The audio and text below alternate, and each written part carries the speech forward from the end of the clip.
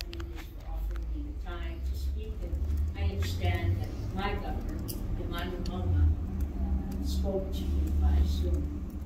In addition to being head of government, he's a high chief in our culture, just as I am. Whenever there's ones in the audience, it's custom in my culture to say 1 or 2 words of greetings. So if you'll permit me, I'm here on Tamsa, Eau I Whakaulo, no Fionga Fiade, Oto Eo, Upuro Ta Vatu Nofo, I Saka Yane, Sika Faisi Ayufa, I'm honored to be sitting here, but I find it a bit surreal. Seems as though of late I've been chasing around the region the memory of Peter Tully Coleman. 2 weeks ago, I was a delegate to the 6th American Samoa Constitutional Convention, the first of which my father organized and chaired in 1960. And now I'm here at PICL, of which he was a founding standing committee member and participant 20 years later in 1980. My father was a regionalist, and like all the other leaders of the post-war founding generation of the modern insular Pacific, I think he and they would be troubled by the fractionalization of our region that we witnessed in recent years.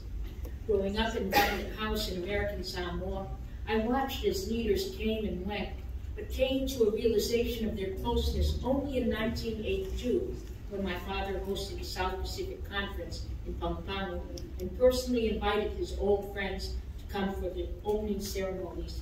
8 of them came. I helped organize that conference, and the night before the opening ceremonies, when Dad invited the heads of government and heads of state to Government House for relaxation and refreshments, I peered between the palm fronds separating the main living room from the hallway and watched as the King of Tonga strummed his balalaika and the others joined together in songs familiar to their generation while sipping their beverages.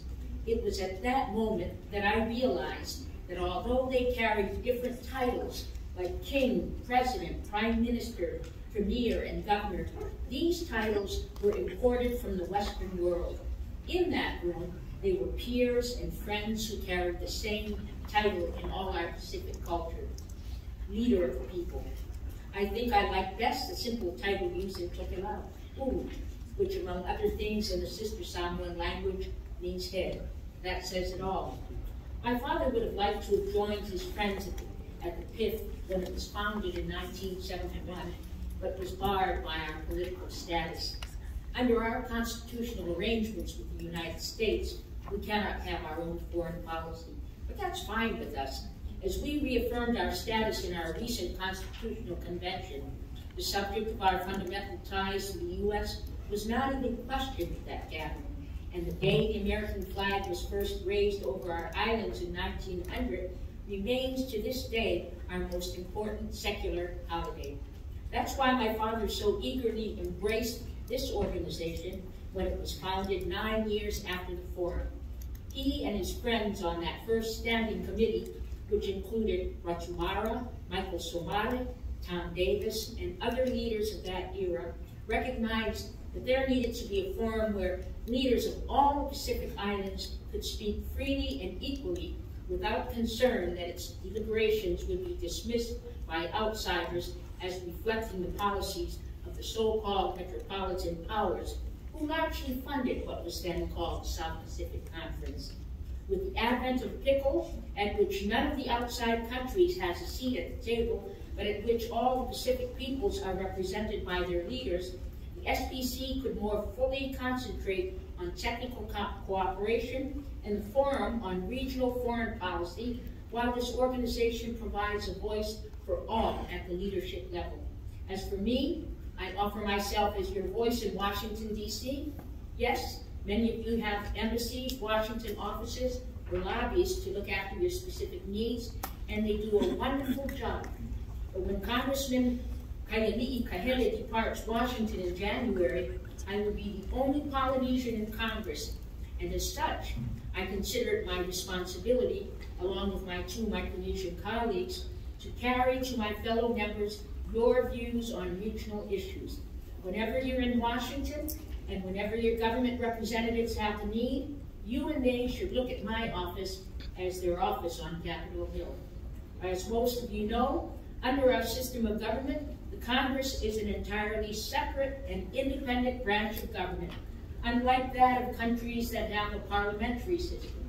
As such, I can freely express my views without concern that they represent the policy of the United States government. Those views are left to be expressed by such senior luminaries as Secretary Wendy Sherman, Kurt Campbell, Dan Crittenbrink, who will be hosting the foreign leaders who will be meeting with President Biden in Washington, D.C. in 2 weeks' time. This meeting is perfectly timed so that when they go to Washington, the foreign leaders will be armed with the views of the entire region without regard to political status.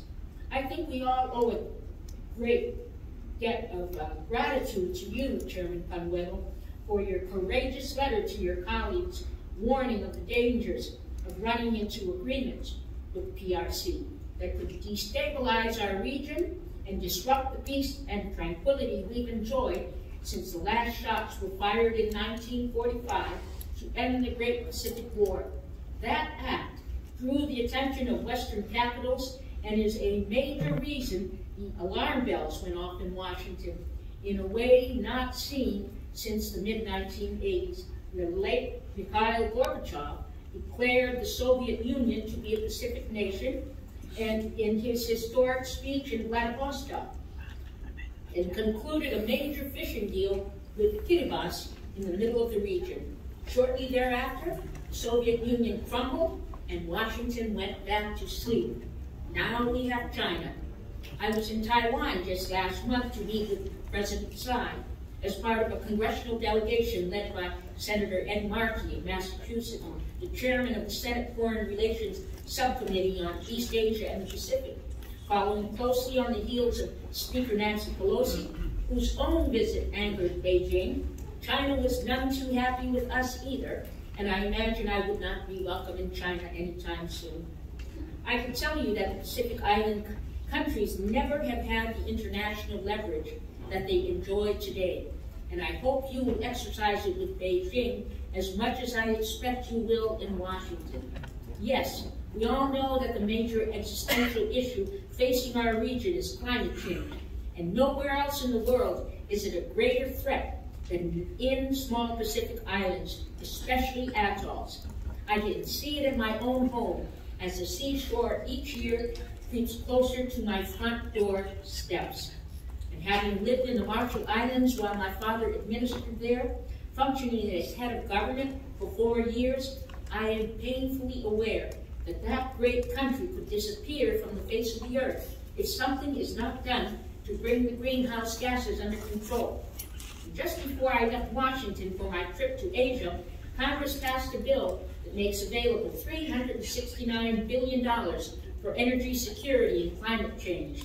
That includes $110 million to the territories through the Environmental Protection Administration and $15 million technical assistance for climate change, for mitigation, adaptation, and resilience in the form of competitive grants through Interior's Office of Insular Affairs, as Secretary Carmen Cantor, my friend, just mentioned. Even though the U.S. has led the world in reduction of greenhouse gas emissions in recent decades, far ahead of all other nations, by as much as 5 times, and is greater than the reductions of greenhouse gases of the UK, Spain, Japan, Russia, France, Germany, Canada, and Greece combined. I know you will be asking President Biden to do more for the rest of the Pacific, and you should. But at the same time, you must exercise your leverage to be sure and certain China is playing its part. The real measure of contribution to global warming by greenhouse gases is the volume of emissions, and by far, above all nations in the world, the greatest contributor of the highest volume of green gas emission is the PRC. China leads those heavily populated and industrialized nations that have not met international goals for reducing CO2. And while China says the right things, it does not do the right things. China is heavily reliant on coal power, and the country is currently running 1,058 coal plants, more than half the world's capacity. I realize Beijing has made ample climate-related funds available to Pacific countries with whom China has diplomatic relations, but before you even think about negotiating any agreements with Beijing, you should be asking China, the Chinese, to live up to international standards. They are not signatories to the Paris Climate Accord, and although they say they are meeting international goals, their statistics are suspect. Our Pacific peoples and our governments need to deal with PRC at arm's length with our eyes wide open. And while you're at it, use your international leverage and prestige to tell China not to support Russia in any way in its unjust war in Ukraine. Climate change standards and Ukraine war support are the two areas at a minimum that China must address with the Pacific before you even begin to talk with them about increasing their involvement in our islands. We owe it to the people we lead. I guess I've already joined Nancy Pelosi on Xi Jinping's list of least favorite people, so I might as well join Putin's list while I'm at it. Finally, I'm indebted to Congressman Ed Case of Hawaii for taking the leadership to form the bipartisan Congressional Pacific Islands Caucus, on which I'm honored to serve as co-chairman. Ed and I recently traveled together on 2 delegations, one to Palau for the Our Ocean Conference, and one to Poland to look into the refugee crisis spawned by Russia's war on Ukraine. Later this week, the caucus will have a roundtable discussion with the presidential envoy leading U.S. negotiations on compacts with the freely associated states in Micronesia. Inasmuch as last week I learned that I will not be opposed for re-election to Congress in November, when I return to the House of Representatives in January, I intend to encourage both the Pacific Islands Caucus and Senator Markey's subcommittee to make visits to our region over the course of the next term of Congress. In addition to my office, I would invite you to look at our caucus as your best friends on Capitol Hill. Whenever new initiatives the Biden administration will undertake, whatever initiatives the Biden administration will undertake in the Pacific will need to be funded by American taxpayers, and those funds must be approved by Congress, where I have a voice. The relevant committees of Congress will be looking to our caucus for advice, and your united support would have an impact.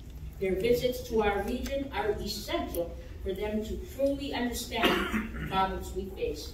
Again, Mr. Chairman and the leaders, I appreciate the invitation to be here with you, acknowledge with appreciation the participation of my governor, the Manuloma. Thank you all very much. I want to convey to you my very best wishes in your deliberations here, and good luck to those traveling on to Washington, D.C. So e fua, la ia manuia.